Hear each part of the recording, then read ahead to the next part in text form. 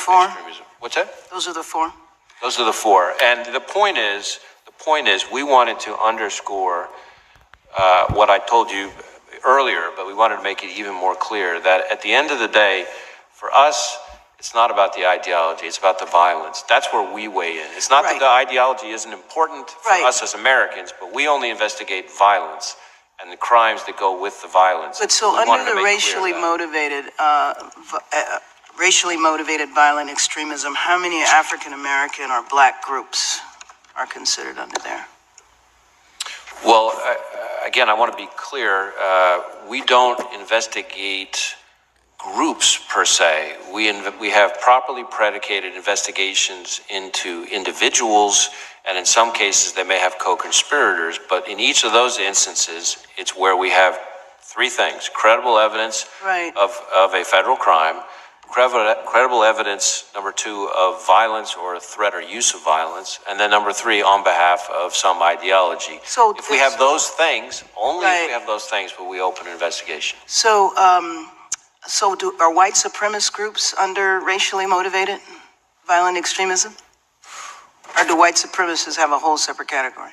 Well, again, I want to stay away from the use of the word groups. We certainly investigate white supremacist motivated violent extremism in the same category that we're talking about. So, for example, we just last month arrested 8 members, I think, of a group known as the Base. And there were arrests that were made not just in my home state of Georgia, but also in Maryland. Getting ready to go to Virginia, correct? That was that was the group that was on their way to Virginia? I think that's right. I can't remember that detail specifically. So there are organizations, and I understand that, you know, when you say you just investigate individuals, I mean, that you just gave an example of a group. So I know that there are a lot of white supremacist groups. And so my question to you is about black groups.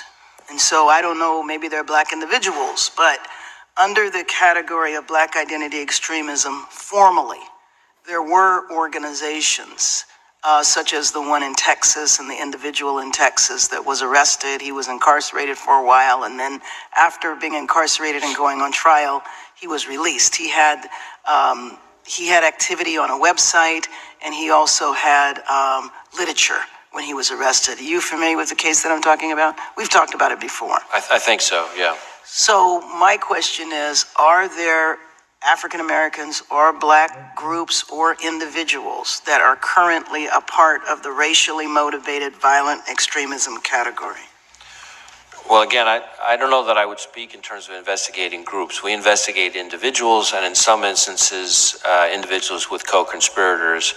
And I would say certainly there are individuals who we categorize and track under the racially motivated violent extremism part of our program management, who are African Americans targeting others. So, for example, you probably saw some of the reporting about the killing of the individuals in Jersey City, including the killing of the people in the kosher supermarket. I did.